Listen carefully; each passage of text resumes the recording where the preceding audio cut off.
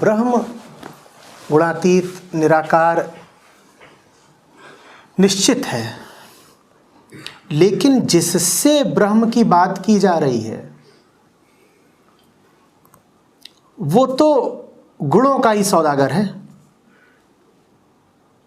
वो तो रूप और रंग और आकार के अतिरिक्त किसी को जानता नहीं। बात ब्रह्म की जा रही है, लेकिन आपसे की जा रही है।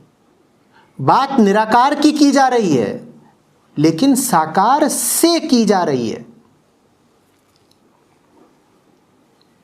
तो साकार को निराकार तक जाने का रास्ता भी बताना पड़ेगा ना, नहीं तो बड़ी विचित्र दुविधा है। जो साकार ही है और जिसकी पूरी दुनिया ही साकार है, उसको तुम बार बार बोल रहे हो निराकार निराकार निराकार। वो कहेगा निराकार का करूं क्या? सत्य निराकार है, तुम क्या हो? साकार। अब साकार से मैं बार बार बोलूं कि वो ऊपर परमात्मा निराकार है, तो वो सर्क हो जाएगा और परेशान हो जाएगा। कहेगा भाई जी, जितनी मैंने जिंदगी जानी है उसमें तो मैंने जो जाना सब कुछ साकार ही है। ये आप किसकी बात कर रहे हो जो निराकार है? मैं उस तक कैसे पहुंचूं, कैसे उससे रिश्ता बनाऊं, कैसे उसे पाऊं, पूजा भी कैसे करूं उसकी अगर वो निराकार है? तो साकार को बड़ी मुश्किल हो जाती है। उस मुश्किल के समाधान के लिए बड़ी सुंदर युक्ति निकाली गई है। शिव विष्णु वो खास मूर्तियां हैं, विधियां हैं, तरकीब है, पुल है, सीढ़ी है, बड़ी नायाब सीढ़ी है। ऐसी सीढ़ी जो साकार से शुरू होती है और उसका दूसरा सिरा बिल्कुल आकाश में है। जमीन को आसमान से मिलाने वाली सीढ़ी है वो। उनकी अभिकल्पना, उनकी रचना बड़े बोध से, बड़े ध्यान से हुई है कि साकार व्यक्ति, साकार मन जब इन साकार मूर्तियों पर ध्यान करेगा तो वो साकार का उल्लंघन करके, साकार को पार करके निराकार में प्रवेश कर जाएगा, जैसे कि कोई पुल को पार करके दूसरे तट पर पहुंच जाता है। तो मूर्ति इसलिए है ताकि तुम अमूर्त तक पहुंच सको। मूर्ति मूर्त के लिए है, तुम्हारे लिए जरूरी है, क्योंकि तुम्हें तो मूर्ति ही चाहिए। तो मूर्ति पर ध्यान करते हो, आगे निकल जाते हो। लेकिन फिर उस ध्यान की एक शर्त है, मूर्ति पर अटक मत जाना। पत्थर का नाम शिव नहीं है। लोग मूर्तियों पर खूब अटकते थे, इसीलिए कबीर साहब आदि संतों को मूर्ति पूजा का कितना विरोध करना पड़ा, क्योंकि लोग मूर्ति पर ही अटक के रह जाते थे। कहते कितनी मूर्ख दुनिया है जो मूर्त पूजन जाए। कबीर साहब की वाणी है कि कितनी मूर्ख दुनिया है जो मूर्त पूजन जाए, तासे तो चक्की भली जाका पीसा खाए। ये जो मूर्ति का पत्थर है, उससे भला पत्थर तो तुम्हारी चक्की का है, कम से कम उससे कोई व्यवहारिक लाभ तो होता है। ये मूर्ति के पत्थर से तुम्हें क्या लाभ होता है? मूर्ति के पत्थर से इसलिए नहीं लाभ होता क्योंकि हमने मूर्ति का दुरुपयोग किया है। मूर्ति थी ही इसीलिए कि उसका प्रयोग तुम निराकार में प्रवेश के लिए करो, लेकिन हम मूर्ति से ही चिपक कर रह गए। तब संतों को हमें याद दिलाना पड़ा कि मूर्ति पुल है, और पुल पर घर नहीं बनाते, पुल को पार करते हैं।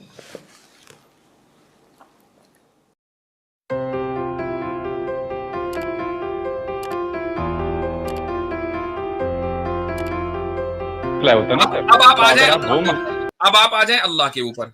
हाँ जी। क्या आपको डेफिनेटिवली पता है कि अल्लाह ताला अपनी मदद नहीं कर सकता? क्या आपको डेफिनेटिवली पता है कि अल्लाह बोल नहीं सकता, सुन नहीं सकता? जब तक आप साबित नहीं करते, हाँ बिल्कुल पता है डेफिनेटली। जब अच्छा, तक आप साबित नहीं करते, मैं बिल्कुल बोलूंगा हाँ। यानी absence of argument is an argument according to you. तो ये चीज तो मुफ्ती साहब देखिए, आपने कहा आस्था से हटकर, تو آپ کی بھی آستھا کے بیچ میں آ رہی ہے نا. نہیں ایک منٹ, آپ خود یہ مان کے چل رہے ہیں کہ آپ نے ابھی تک ثابت نہیں کیا, تو اس کا مطلب یہ ہے کہ آپ کے پاس دلیل نہیں ہے. ایک منٹ سنیے. دیکھیے آپ کی مورتی کے ہولڈ آن, آپ کی مورتی کے اپنے اپنا مدد نہ کرنے یا بولنے اور نہ سننے کے اوپر تو آپ نے خود اقرار کر لیا کہ مورتی کرتی نہیں ہے. اچھا, چونکہ مورتی ایک ہمارے فزیکل ورلڈ میں ہے, تو فزیکل ورلڈ میں جو چیز ہے ہم اس کو اپنے آبزرویشن کے ذریعے جانچ سکتے ہیں. تو ہمارے پاس ایک دلیل ہے, ڈیفینیٹو نالج ہے کہ بھائی مورتی یہ کام نہیں کر سکتی. اللہ تعالیٰ ہمارے فزیکل ورلڈ کا حصہ نہیں ہے, ٹھیک ہے. جب وہ ہمارے فزیکل ورلڈ کا حصہ نہیں ہے تو فزیکل لاز اس کے اوپر اپلائی نہیں ہوں گے. تو آپ یہ نہیں کہہ سکتے کہ مجھے دکھاؤ تو میں مانوں گا. دیکھیے اگر اللہ تعالیٰ, اگر آپ کہتے ہیں اللہ تعالیٰ, سنیے اس کے اپنے مدد کرنے یا دوسرے کے مدد نہ کرنے کے اوپر آپ کے پاس کوئی دلیل نہیں ہے سوائے اس کے کہ آپ کو پتہ نہیں ہے. تو آپ کا پتہ نہ ہونا دلیل تو ہو نہیں سکتی. دیکھیے میں نے آپ کو شروع میں کہا کہ اگر میں آستھا کے بیسس پر نہ مانوں تو بالکل صحیح بات بولی کہ آپ نے کہ ایک مورتی اپنی ہیلپ نہیں کر سکتی, پر یہ سیم چیزیں اللہ پر بھی اپلائی ہوتی ہیں جب تک اللہ کرتا نہیں. اگر آپ کہتے ہیں کہ اگر ایبسنس آف پروف ہے تو یہ چیز میں اپنی مورتی پہ بھی لگا سکتا ہوں بھائی, کہ ایبسنس آف پروف میں آپ یہ ثابت نہیں کر سکتے کہ جو کی مورتی اپنی ہیلپ نہیں کر سکتی. نہیں ایبسنس آف پروف نہیں ہے نا, وہاں پروف ہے. وہ پروف اس طرح ہے کہ فزیکل ورلڈ میں جو چیزیں ہوتی ہیں ہم ان کو آبزرویشن کی بنیاد پر جج کرتے ہیں, وہاں تو پروف ہے. تو مفتی صاحب فزیکل ورلڈ میں اللہ کو کیسے جج کریں گے آپ, یہ بتائیے مجھے. اللہ کو آپ کو ورلڈ کے باہر دیکھنا پڑے گا. فزیکل ورلڈ کا اللہ تعالیٰ حصہ نہیں ہے نا, وہ تو فزیکل ورلڈ کا کریٹر ہے, اس کو فزیکل لاز کی بنیاد پر آپ جج کریں گے. ایک منٹ, تو ایک منٹ, اللہ تو اسلام کے نظر سے کریٹر ہے نا. اگر مان لیجیے اللہ کے علاوہ میں بول دوں سپر مین ہے, تو آپ مان لیں گے سپر مین کو؟ سپریم بینگ کہیں گے. سپر مین تو مین ہو گیا نا, سپریم بینگ کہیے. ارے نام اس کا سپر مین ہے, پر مان لو سپر بینگ ہے. نام بھی تو آپ نام اس کا وہ دیں گے نا جو اس کی شان کے مطابق ہو. آپ اگر کسی بادشاہ کو ہولڈ آن آپ اگر کسی بادشاہ کو کسی پرائم منسٹر کو کلر کہنے لگے تو کیا یہ صحیح ہوگا؟ اس کا پروٹوکول ہے. آپ سپریم بینگ کہیے, ہم مان لیں گے. آپ نہ کہیے سپر مین نہ کہیں, چونکہ وہ مین ہے. ہاں میں بولوں ابھی. اچھا مجھے ایک بات ہے, کیا اللہ کو یا گاڈ کو کیا یہ جو دنیا کی کوئی بھی چیز ہے اس سے کمپیئر کیا جا سکتا ہے؟ آپ مجھے بتائیے. اگر نہیں کیا جا سکتا تو آپ نے پرائم منسٹر کا کیسے ایگزامپل جوڑ لیا یہاں پہ؟ نہیں, یہ آپ کو سمجھانے کے لیے اللہ تعالیٰ سے کمپیریزن نہیں کیا, یہ آپ کو سمجھانے کے لیے کمپیریزن. ہولڈ آن قرآن کریم میں واضح اعلان ہے کہ لیسا کمثلہ شیء, جو کریٹر ہے, جو خدا ہے, جو سپریم بینگ ہے, اس کی کوئی مثال نہیں ہے, اس کی کوئی مثال نہیں, اس جیسا کوئی نہیں ہے, یہ مطلب ہے. لیکن مثلا آپ کی بات کو سمجھانے کے لیے اگر آپ کی لینگویج سے ہی مثال دی جائے تو وہ ہم آپ کی مثال دے رہے ہیں, اللہ کی مثال نہیں دے رہے ہیں. دیکھیے یہ تو وہی بات ہوگی نا کہ آپ کہہ رہے ہیں کہ اگر مان لیجیے قرآن ہے اور جب تک آپ کو کوئی مسئلہ ہے نہیں, مسئلہ تو نہیں, پر میں لاجک کی بات کر رہا ہوں. تو let's not talk about the words supreme being بولیے. اگر آپ کو مسئلہ نہیں ہے تو سپریم بینگ بولیں. اب مجھے بتائیے کہ سپریم بینگ جو ہے وہ فزیکل ورلڈ کا حصہ ہے یا نہیں ہے؟ سپریم بینگ فزیکل ورلڈ کا حصہ ہو بھی سکتا ہے اور نہیں بھی ہو سکتا. میں اس پر کامنٹ نہیں کرتا, ابھی تک مجھے اس کے نیچر کے بارے میں نہیں پتا. نہیں اب اگر آپ اتنے ڈیپ فلسافیکل ٹاپک آپ مجھے بتائیے, کرنا ہے تو یہ کامنٹ تو کرنا پڑے گا نا, کامنٹ تو کرنا پڑے گا. ہاں تو کامنٹ کروں میں. آپ کو یہ ثابت کرنا پڑے گا کہ جو سپریم بینگ ہے وہ فزیکل ورلڈ کا حصہ ہے, یہ ثابت کرنا پڑے گا آپ کو. دیکھیے فزیکل ورلڈ کا حصہ ہے. اچھا آپ مجھے یہ بتائیے, کیا جو سپریم بینگ ہے وہ فزیکل ورلڈ کا حصہ نہیں ہو سکتا؟ اب مجھے بتائیے. نہیں ہو سکتا, وہ فزیکل ورلڈ کا کریٹر ہے. تو اس کا مطلب آپ نے اس کو لمیٹڈ کر دیا. اگر وہ لمیٹڈ ہے تو نہیں کریٹر ہے. اگر آپ نے کہا کہ نہیں ہو سکتا تو وہ لمیٹڈ ہے کہ نہیں ہوا؟ نہیں بالکل نہیں, اس کی وجہ ہے. آپ نے کہا ابھی, میں جواب دے رہا ہوں, اب آپ مجھے جواب دینے دیں گے تو پھر آپ بالکل کیسے بات چلے گی. ہم اگر یہ کہتے ہیں ہم اگر یہ کہیں کہ خدا تعالی فزیکل ورلڈ کا حصہ نہیں ہو سکتا, یہ اس کا مطلب یہ نہیں ہے کہ ہم نے اس کو لمٹ کر دیا. یہ اگر آپ یہ اعتراض کریں گے نا تو یہ اس کا جواب یہ ہوگا کہ کیا ایک انلمیٹڈ پاور والی ذات کوئی ایسا کام کر سکتی ہے, مثلا کوئی پتھر اٹھا سکتی ہے, کوئی پتھر کریٹ کر سکتی ہے جس کو وہ نہ اٹھا سکے. تو اس کا مطلب کیا ہوا؟ اس کا مطلب یہ ہوا کہ آپ یہ کہہ رہے ہیں کہ کیا انلمیٹڈ لمیٹڈ بن سکتا ہے؟ نہیں بن سکتا. اب آپ مجھے بتا دیجئے کہ جس ایشور کو آپ پوچھتے ہیں وہ انلمیٹڈ ہے کہ لمیٹڈ ہے؟ جس ایشور کو پوچھتا ہوں وہ صرف ایشور ہے. اب مجھے اس نیچر کے بارے میں نہیں پتا. بھائی اس کے پاس انفینٹ پاور ہے؟ نہیں بالکل بھی. میں نے آپ کو شروع کہا کہ میں اس کے نیچر کے بارے میں کامنٹ کی کہ میں اس کی ذات کے بارے میں نہیں جانتا. نہیں ذات کے بارے میں بات نہیں ہو رہی ہے, ہم بھی نہیں جانتے.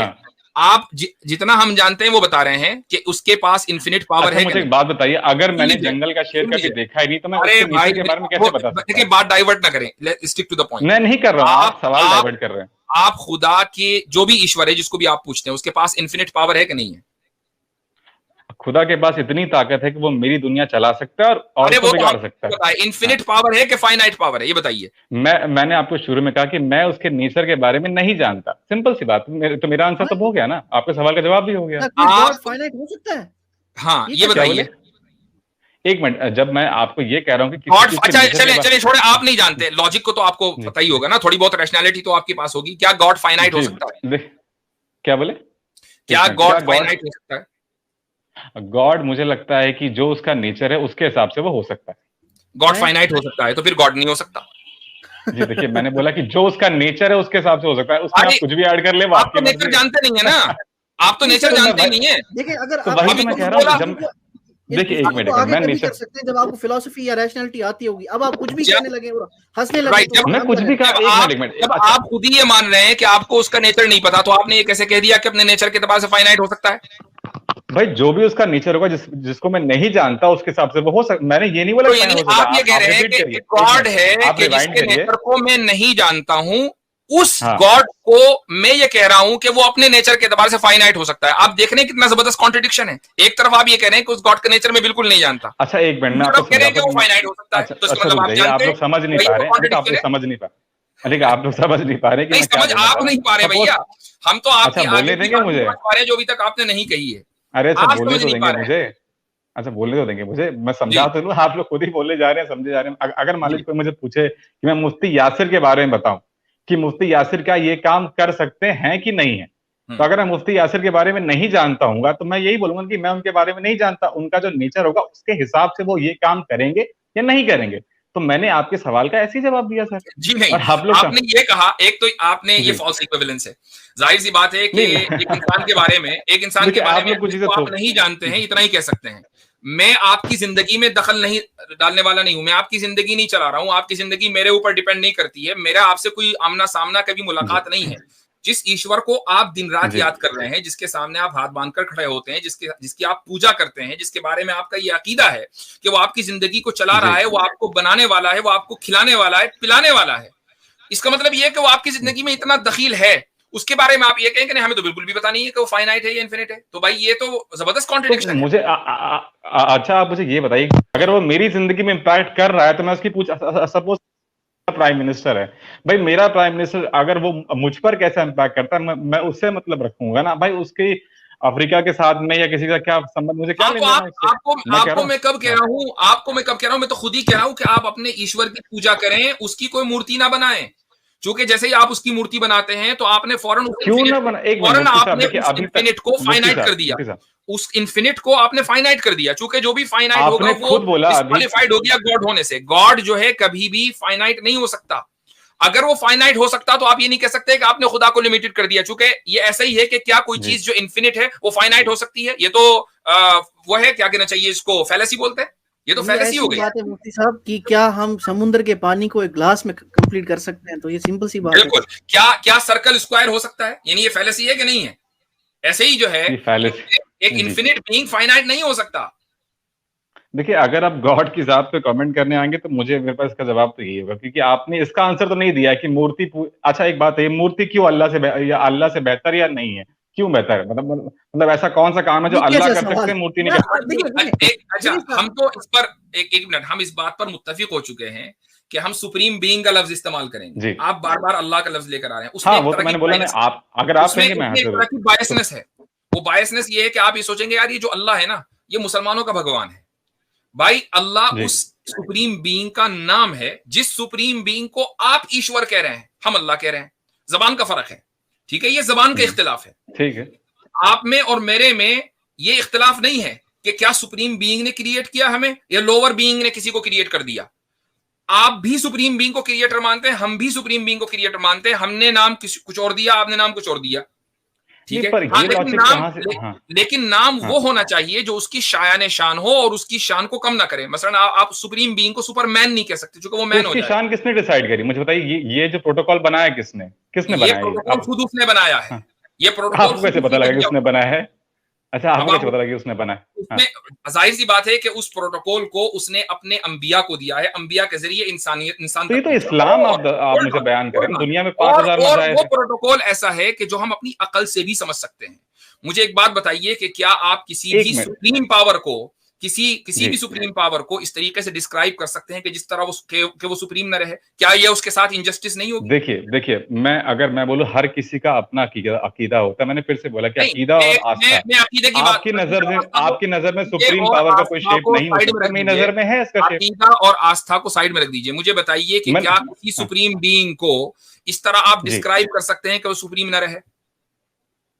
میں نے کہاں ڈسکرائب کیا سپریم نہ رہے؟ نہیں، مجھے بتائیے کہ ہاں یا نہ، کہ یہ درست ہے یا نہیں. دیکھیے اب ہاں اور نہ میں جواب پوچھیں گے، مجھے آپ کا سوال دیکھو. میرا سوال سمپل ہے کہ کیا آپ سپریم بینگ کو اس طرح ڈسکرائب کر سکتے ہیں کہ وہ سپریم نہ رہے؟ کیا یہ کرنا درست ہے؟ بالکل بھی نہیں، مجھے نہیں لگتا. نہیں ہے نا. جب جیسے ہی آپ اس کی مورتی بناتے ہیں تو آپ نے اس کو لمیٹڈ کر دیا اور اس کو اس طریقے سے ڈسکرائب کیا. کیسے؟ ایک منٹ.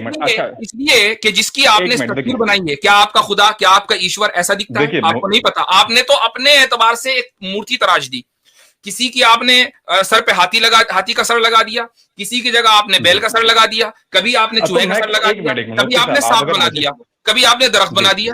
تو ہر آدمی اپنے اعتبار سے اس خدا کو کسی کریشن میں تلاش کر رہا ہے، جبکہ خدا اس کریشن کا کریٹر ہے.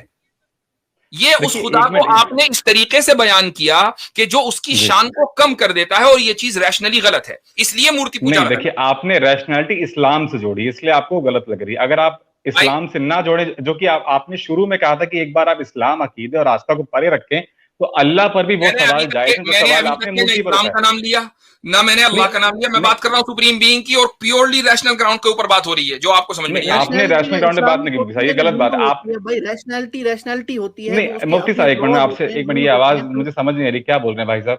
اب آپ خاموش رہیں گے، سننے میں آئے گی نا. ایکنالج اسلام صاحب کو میں نے بیچ میں کاٹ دیا تھا، سوری جی. ایکنالج اسلام صاحب نہیں، میں آپ کو جواب دے دوں اگر میں. جی جی جی جی. دیکھیے میں یہی کہہ رہا ہوں کہ جو اللہ اور مورتی ہے ہمارے نظر میں اس کا ایک آکار ہے، تو وہ ڈس رسپیکٹ نہیں ہو سکتا. ہم یہ مانتے ہیں، آپ یہ مانتے ہیں کہ وہ اس کی ڈس رسپیکٹ، کیونکہ آپ اسلام. اچھا وہ آکار اس ایشور نے آپ کو خود بتایا ہے کہ یہ میرا آکار ہے، یہ والا؟ تو کیا آپ کو ایشور نے خود بتایا کہ وہ آکار نہیں ہے؟ آپ مجھے بتائیے. جی. اگر آپ یہ کہتے ہیں کہ ایشور کا وہ آکار نہیں ہو سکتا، مطلب آپ اور عقل کے ذریعے بھی سمجھ میں آنے والا ہے. ایک منٹ آپ مجھے بتائیے کہ آپ کے ایشور نے یہ بتایا ہے کہ یہ والا میرا آکار ہے، یہ والا. اچھا آپ مجھے بتائیے، کیا آپ کے اللہ نے بولا ہے کہ یہ آکار میں نہیں؟ ہمارے یہاں اب آپ مورتی پوجا کو ڈیفینڈ کرنے آئے نا، تو مورتی پوجا پہ ہی بات کرتے ہیں کہ جس مورتی کی آپ پوجا کر رہے ہیں وہ آکار اسی ایشور کا ہے. یہ آپ کو کیسے پتا چلا؟ وہ آکار اس ایشور کا نہیں ہے، وہ آپ کو کیسے پتا لگا؟ مجھے یہ بتائیے پہلے، میں اس کا جواب دوں گا. بھائی وہ آپ کا دعویٰ ہے، ہمارا دعویٰ نہیں ہے. دعویٰ آپ کا دعویٰ ہے سر. دلیل یہ بھی آپ کا دعویٰ ہے، آپ اسلام کی نظر سے کہہ رہے ہیں میرے بھائی. ہم نے دلیل دے دی کہ جیسے ہی آپ کسی ایشور کو آکار بنائیں گے. آپ بھی نہیں سمجھا پا رہے ہیں، صحیح بات. دیکھیں ہولڈ آن، ہنسنے سے کوئی فائدہ نہیں، کیونکہ ہنسنا جو ہے بعض مرتبہ ڈیفیٹ کی علامت ہوتی ہے، تو ہنسیے مت. ایک سنجیدہ گفتگو میں انسان بے وقوفی کی وجہ سے ہنستا ہے، تو وہ مت کریں. جب یہ ثابت کیا کہ خدا کا آکار نہیں ہے تو عقل کی بنیاد پر کیا، اور وہ یہ کہ جیسے ہی آپ اس کا آکار بنائیں گے، جیسے ہی آپ اس کا آکار بنائیں گے فوراً آپ نے انفینٹ کو فائنائٹ کر دیا، اور انفینٹ فائنائٹ نہیں ہو سکتا. یہ ہماری دلیل ہے. آپ اس کو توڑ دیجیے، آپ اس کو توڑ دیجیے نا. ٹھیک ہے، آپ اس کو میں نے کسی آیت کا حوالہ نہیں دیا، میں نے کسی آیت کا حوالہ نہیں دیا. سمپلی میں نے یہ کہا کہ انفینٹ کو فائنائٹ نہیں کر سکتے. اب آپ اس کا جواب دیجیے. بھائی آپ نے بڑا مذاق اڑایا کہ ایک بھگوان کا ہاتھی کا دیکھو، تو میں آپ سے پوچھوں کیا اللہ ایک منٹ، کیا اللہ ہاتھی میں نہیں آ سکتا؟ کیوں بھائی اللہ ہاتھی نہیں، میں بتا رہا ہوں، میں پوچھ رہا ہوں آپ سے، کیا اللہ ہاتھی میں نہیں آ سکتا؟ یہ ہیٹڈ ڈیبیٹ ہے؟ نہیں، لہجہ تو لگ رہا ہے، لیکن لہجہ لگ رہا ہے کچھ. اچھا عامر اخ صاحب آ گئے، ماشاء اللہ، اہلاً و سہلاً. جی بھائی نہیں ہوں میرے بھائی، وہ الگ ہے. میں ہاں جی. تو اب آپ کو ہم نے دلیل دے دی، آپ کو دیکھے دو کام کرنے. پوائنٹ نمبر 1، میں آپ سے وہی پوچھا تھا مفتی صاحب، اللہ ہاتھی میں نہیں آ سکتے؟ سن لیجیے بھیا، سن لیجیے، میں آپ کو دو باتیں بتا رہا ہوں، ان دونوں کو آپ توڑ دیجیے، میں مان جاؤں گا. نمبر 1، آپ ہمارے اس رول کو توڑ دیجئے کہ ایک انفینٹ فائنائٹ ہو سکتا ہے. Point number 1. نمبر 2, آپ یہ ثابت کر دیجئے کہ جو مورتی جس کے سامنے آپ نے پہلے میرے سوال کا جواب نہیں دیا. جس کے سامنے آپ جھکتے ہیں یہ آکار خود ایشور کا ہے اور ایشور نے آپ کو بتایا کہ یہ میرا آکار ہے. یہ دونوں ثابت کر دیجئے. جی بھائی, the floor is all yours. Go ahead. مفتی صاحب آپ پہلے یہ بتائیے کیا اللہ اس مورتی میں آ سکتا ہے یا نہیں آ سکتا؟